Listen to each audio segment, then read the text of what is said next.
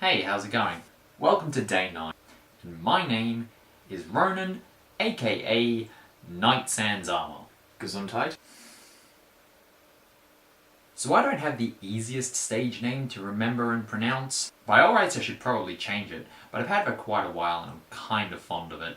Basically, the origins of the name are back when I used to play a lot of Yu-Gi-Oh!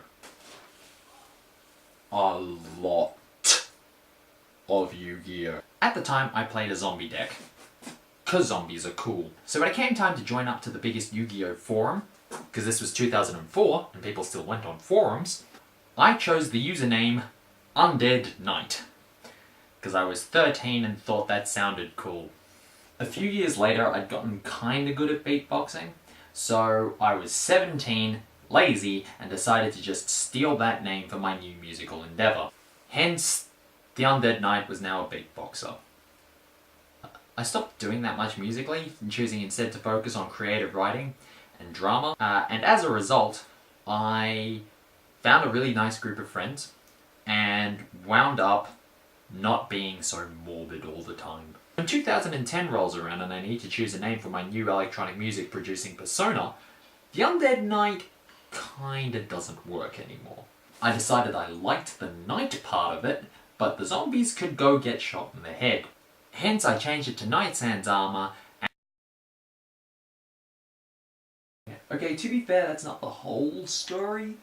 There's a slightly embarrassing detail I left out of that. There's this Garfield comic, in which John has finally asked out Liz, Garfield's vet.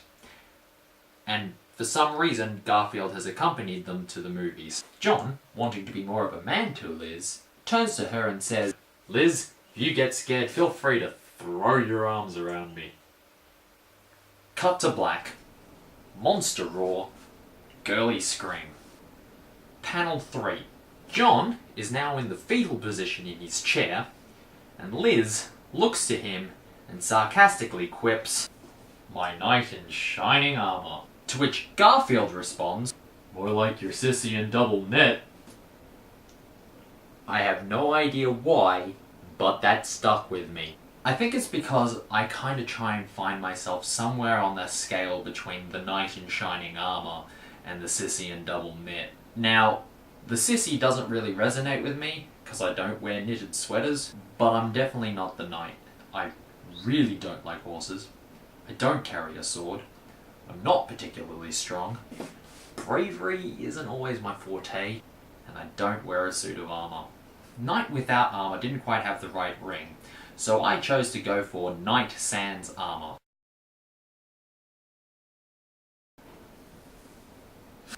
Okay, the full story.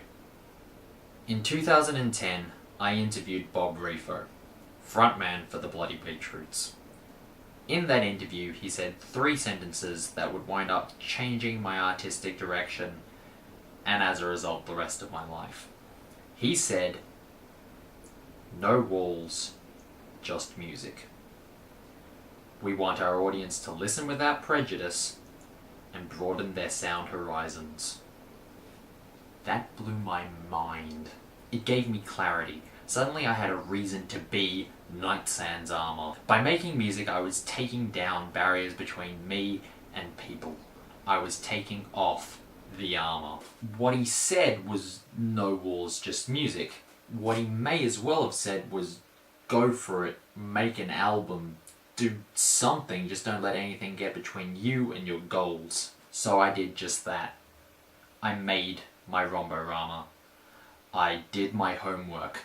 I made my lines in wax. I made my first album.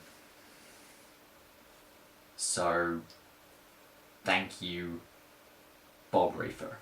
I'm not putting the album out now because I suddenly sound like the Bloody Beetroots or Flux Pavilion or Daft Punk or Skrillex or Fatboy Slim or any of the other hundreds of artists that inspired me. If you think that, you've kind of missed the point.